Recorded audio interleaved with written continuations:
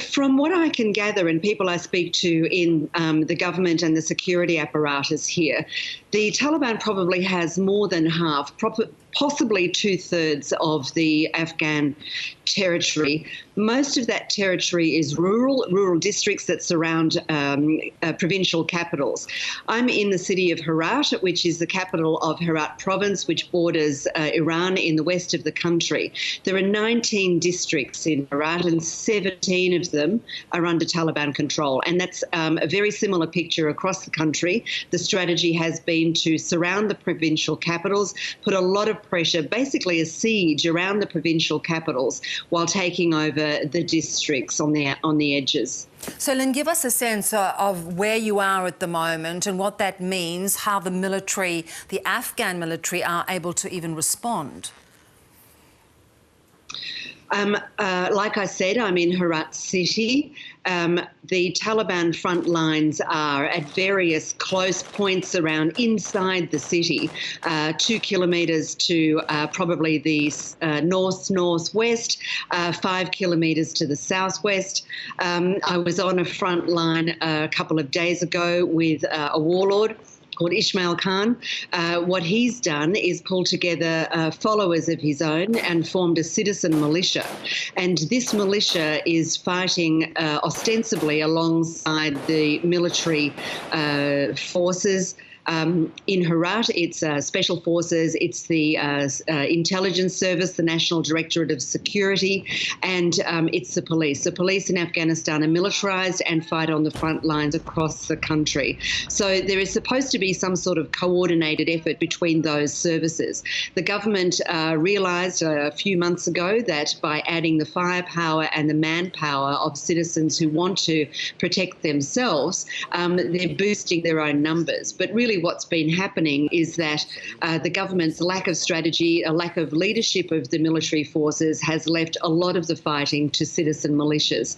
So when I was out on the front line the other day with Ismail Khan and his men, it was very obvious that the numbers of citizen militias are much greater than they are for the thinly stretched security forces. Now, as I said, I'm in Herat. Down south in Helmand province and in Kandahar province, the situation is probably what you could say is a lot hotter, especially in Helmand. The capital of Helmand is Lashkargah.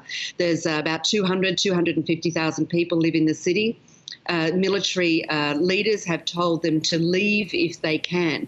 What's happening is that the Taliban come in, they embed themselves in people's homes, they use civilians and children as shields, and this is making it very, very difficult for the security forces to come in and get them out. The Afghan government is blaming the really quite quick withdrawal of US and allied and coalition forces. Have they left them underpowered? Are they giving them any assistance at this point? Well, there is some air support from the Americans, drone strikes, B-52s around here in Herat, certainly down south in Helmand and Kandahar. It's been going on for some time. But we've got to remember that the international combat missions ended in 2014. The Afghan forces have been pretty much on their own, with advice and some backup, but pretty much on their own since 2014. So for the Afghan government, which has lacked strategy and leadership, to blame the Americans for leaving and leaving them alone is, I think, very disingenuous. They've had a long time to get used to the fact that they're going to be on their own. It's been 20 years, $2 trillion US. If they haven't got it by now, when are they going to get it? I think that's the attitude of the US administration. On the other hand, there is a feeling amongst ordinary Afghan people too that they have been abandoned because the government of Ashraf Ghani lacks strategy, lacks leadership, lacks experience, and it's only just getting to the point where it's bringing in to the cabinet people who have military and fighting experience. Whether it's too little too late remains to be seen. We're hearing a lot about the movement of people, both legally and illegally. Is this going to spark a fresh flood of refugees?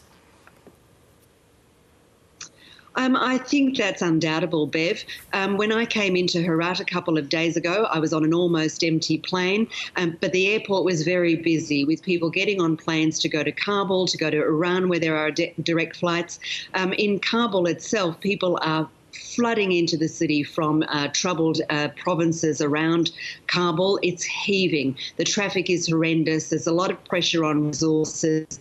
Food and fuel prices are going up. And what this means is that you have about 1 million, apparently, the reports are saying today, 1 million displaced people within the country. But this also means that there are rising numbers of, especially young men, leaving the country to become illegal immigrants elsewhere, India, Turkey, Iran, wherever they can. So I think what we're looking at, if the war gets any hotter, if the government can't bring it under control, is another tide of Afghan people leaving their country to get to safety, and that might lead to another refugee crisis in Western, Northern Europe, as we saw in 2016.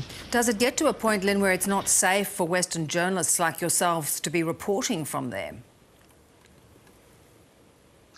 I think that's certainly on the horizon. I don't really want to be in Herat if the city falls.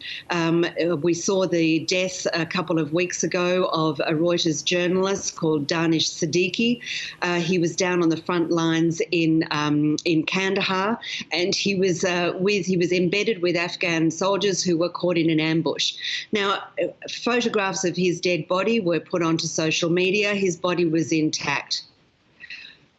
When his body was taken to Kabul to be taken back to his family in India, it was almost unrecognisable. It had been shot many times and run over many times. And this is what we're hearing that the Taliban are doing. They are mutilating bodies on the battlefield. They've even mined bodies in places where I've been to in rural districts here.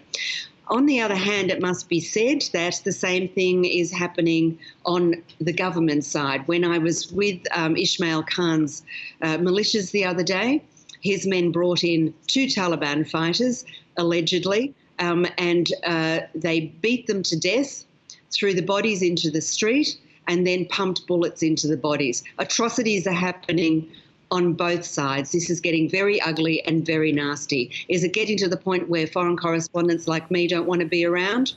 I think we're getting close. Well, stay safe, and we hope you do leave soon. Good to talk, Lynne. Thank you so much. Thanks, Beth.